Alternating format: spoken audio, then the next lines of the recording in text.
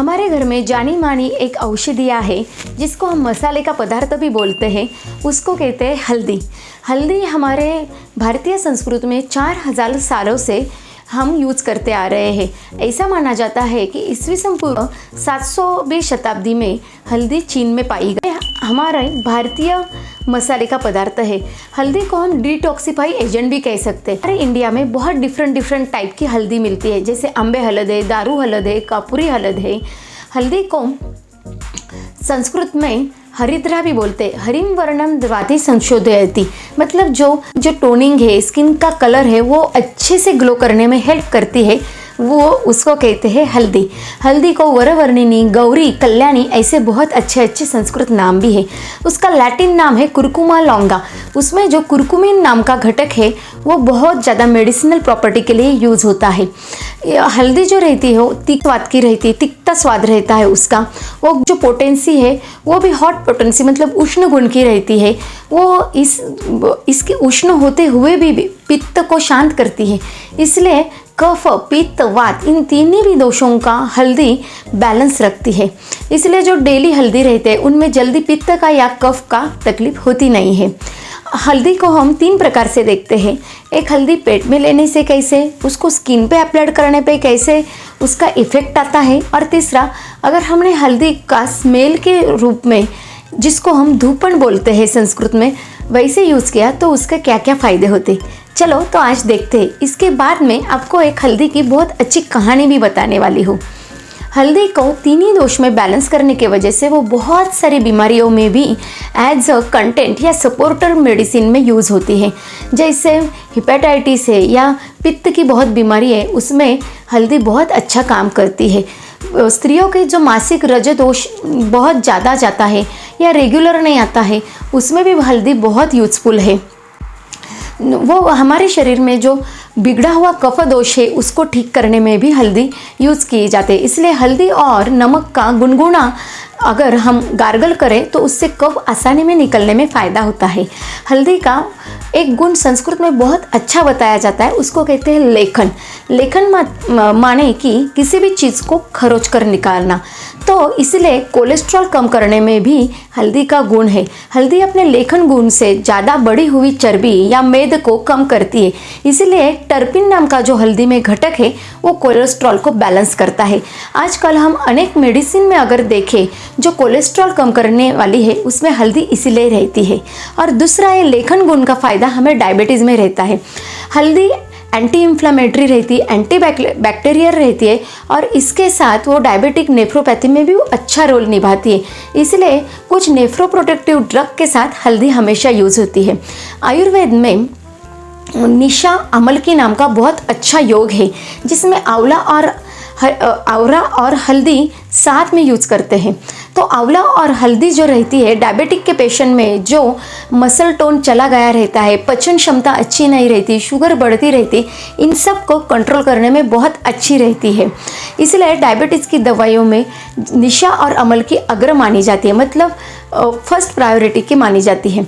हम सबको पता है दूध और हल्दी हम हमेशा बचपन से लेते आते हैं, लेकिन आपको ये पता है क्या, अगर आप फॉरेन में गए, कुछ अच्छे कैफ़े में गए और आपने टर्मरिक लैटे ऐसा कुछ पेय मंगाया, तो इतना महंगा पेय जब आप मंगाते हैं वो क्या रहता है पता है, वो दूध हल्दी रहता है।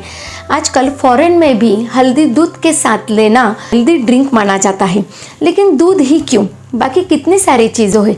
हमारे जो भारतीय शास्त्रज्ञ या ऋषि थे उनका बहुत सिंप्लीफाइड ज्ञान था, लेकिन अभी संशोधकों ने उसके बारे में सिद्ध किया है कि हल्दी में जो घटक रहते हैं वो लिपिड सोल्यूबल रहते हैं, मतलब जो स्निग्ध पदार्थ रहते हैं जैसे घी, तेल या डेयरी प्रोडक्ट, दूध, इसमें वो अच्छे से घुल जाते हैं और लीवर तक पहुंचते हैं और लीवर में बहुत अच्छा रिजल्ट देते हैं।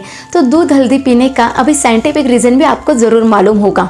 हाँ, चौथी बात ऐसी है कि हल्दी एक साथ खराब पित्त को भी निकलती है और पित्त के जो विकृति रहती है उसको भी शांत करती है। इसलिए जो उष्ण प्रकृति के रहते हैं या जिनको पित्त की तकलीफ रहती है उनको उष्ण होते हुए भी हल्दी बहुत ज़्यादा अच्छी रहती है।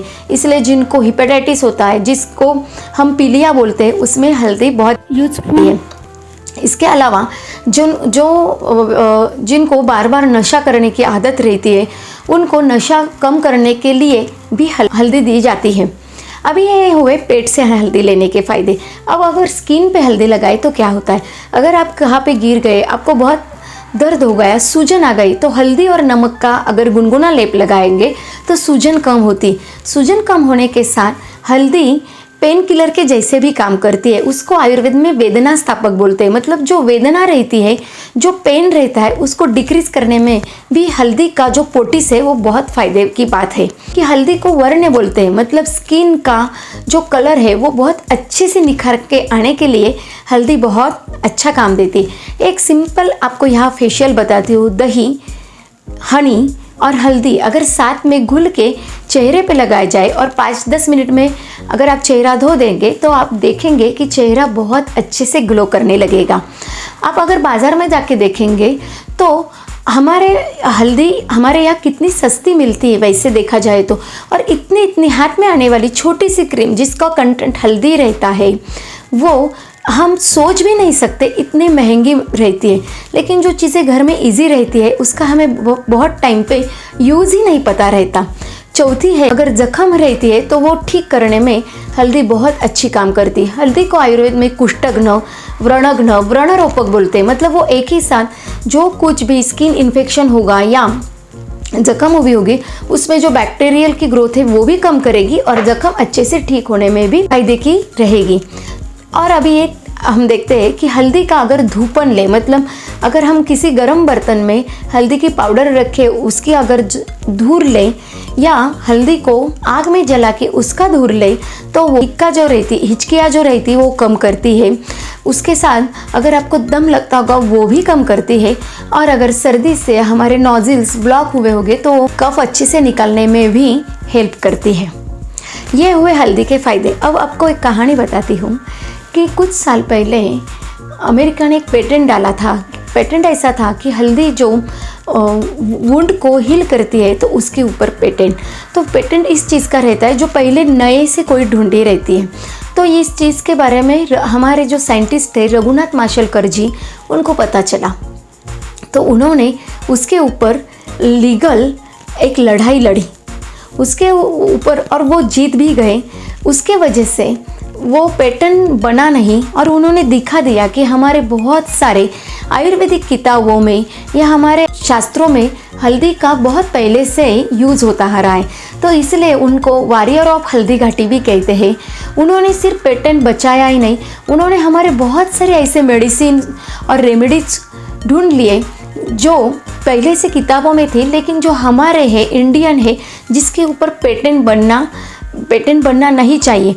पेटेंट बनने से जो सस्ती चीज़ है बहुत टाइम पे वो महंगी भी मिलती है और उस पे हम इजीली यूज़ नहीं करते आते। हमारे घर में जो दादी माँ रहती है वो हमें बचपन से दूध हल्दी देती है। तो दूध हल्दी हम पहले से लेते आते हैं। हमारे मसालों में हल्दी रहती है। हल्दी ये हमारा इंडियन मसाला है, इसका हमें बहुत अच्छे से ख्याल भी रखना चाहिए और यूज़ भी करना चाहिए। आपको ये वीडियो कैसे लगा आप ज़रूर बताइए। वीडियो पूरा देखने के लिए धन्यवाद।